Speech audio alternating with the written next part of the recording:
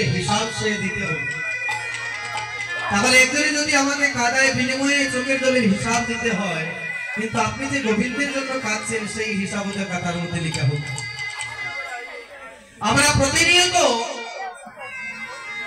যতগুলা কাজ করে যাচ্ছি, ভালো কর্ম করি আর মন্দ কর্ম করি, ভালো কর্ম করি মন্দ কর্ম করি,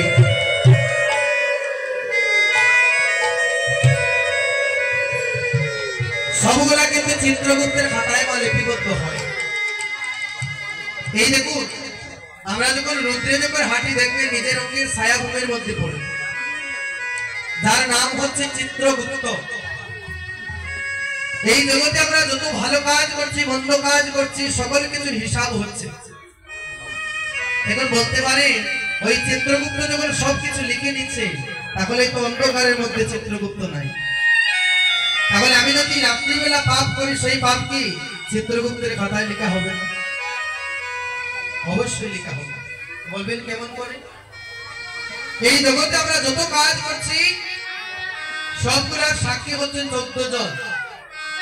রাত, দিন, দিবা, নিশি, উষা, সন্ধ্যা, সকাল, বিকাল, আকাশ, বাতাস, সূর্য, চন্দ্র, এমন ভাবে 14 জন আছে যারা সকল কিছু সংগ্রহ করে চিত্রগুপ্তের কাছে নিয়ে দেয়।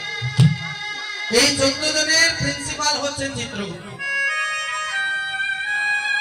সবাই সকল কিছু একত্রিত করে চিত্রগুপ্তের কাছে এনে দিবে। চিত্রগুপ্ত সেটা খাতায় সুন্দর করে লিপিবদ্ধ করে রাখবে। চিত্র হচ্ছে ছবি আর গুপ্ত হচ্ছে গোপন। যিনি আপনার সবকিছু গোপনে গোপনে ছবি তুলে রাখছেন তিনি হচ্ছেন চিত্রগুপ্ত।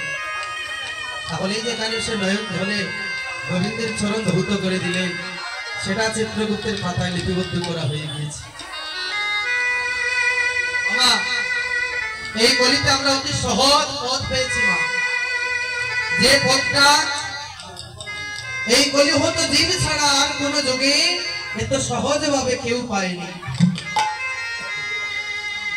আমাদেরকে শাস্ত্রে বলেছে, একবার নাম নিলে জীবের যত পাপ হরে, মহাপাতকের সাধ্য নাই জীব তত পাপ করে। আমার পদাবলী কীর্তন কেন হয়ে যাবে? এটা হচ্ছে পদাবলী কীর্তন।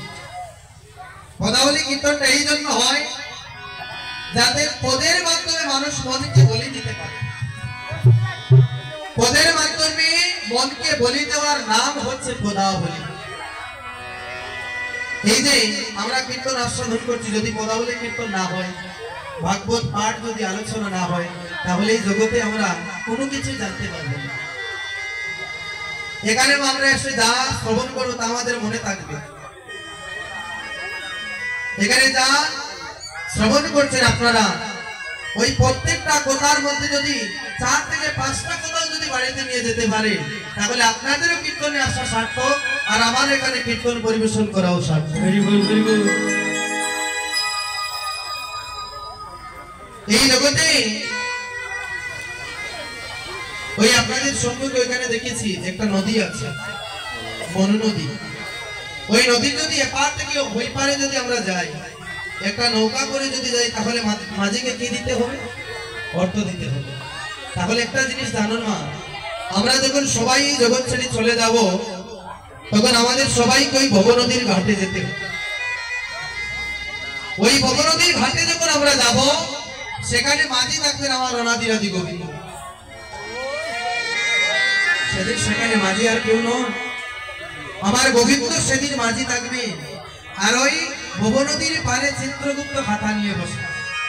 যদি ভালো কর্ম করেন, মৃত্যুর পরে আপনি চলে যাবেন ডান দিকে বৈকুণ্ঠ নগরে। যদি মন্দ কাজ করেন, চলে যাবেন বাম দিকে 28 নগরে। ডান দিকে হচ্ছে বৈকুণ্ঠ নগর আর বাম দিকে হচ্ছে 28 নগর, ভবনদী পাড়ি দিয়ে।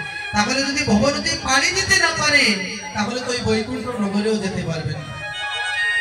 আমরা এই জগতে ভালো কাজ করে যদি স্বর্গে চলে যাই, স্বর্গে যখন আমাদের ওই পুণ্য ফলটা ক্ষয় হয়ে যাবে, আবার ওই পুণ্যের ফলে এই জগতে আবার আরেক জন্ম নিতে হবে। কিন্তু যদি ওই বৈকুণ্ঠ লোকে যদি আমাদের গমন হয়ে যায়, গোবিন্দের চরণে যদি আমাদের স্থান হয়ে যায়, তাহলে এই দুঃখের সংসারে আমাদের আর বারবার আসতে হবে।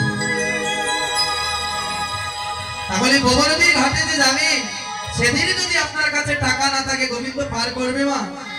পার করবে গো? কখনো করবে না। তাহলে আমরাও তো জানি, আগে বললাম যে টাকা পয়সা সোনা গহনা মরলে কারো সঙ্গে যায় না। তাহলে কোন জিনিস নিয়ে সেখানে ভবনদীর ঘাটে যাব? গোবিন্দ বললেন এই জগতে যেজন নাম সংকল করে নিয়ে ওই ভবনদীর ঘাটে গিয়ে দাঁড়াতে পারবে, সেখানে গোবিন্দ দেখেই বলবে বাবা তোকে পাঠিয়েছিলাম ভবে, আয় তুই আমার নৌকায় ছুটে আয়। গোবিন্দ ডেকে ডেকে সেদিন নৌকায় নিয়ে তুলবে। আর যদি ওই কলির মহাপাপী আমার মতো পাপী যদি ভবনদীর ঘাটে যায়, গোবিন্দ দেখে বলবে তোকে পাঠিয়েছিলাম এই ভবে আমার নাম করবার জন্য, কিন্তু তুই তো হেলায় হেলায় জন্মটা কাটিয়ে দিয়েছিস। তোর পুত্র পরিজন আত্মীয় স্বজন সবাইকে পেয়ে জন্মটা কাটিয়ে দিয়েছিস। তোর আমার আর প্রয়োজন নেই, তুই আমার চোখের সাগর হতে আড়াল হয়ে চলে যা। ওই দিনে যদি ভালো কাজ করি নাম সম্বল করে নিয়ে যদি যেতে পারি ওই ভবনদীর ঘাটে, অনাদিরাদি গোবিন্দ সেদিন নিজে মাঝি হয়ে ওই ভবন তরুণীটা আমাকে পার করে দেবে। আর যদি করি না থাকে মা, তাহলে গোবিন্দ সেদিনও আমাকে পার করবে।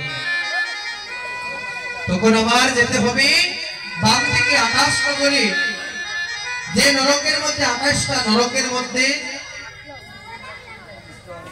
28টা নরকের মধ্যে এক একটা নরকে 100টা করে কুণ্ড আছে।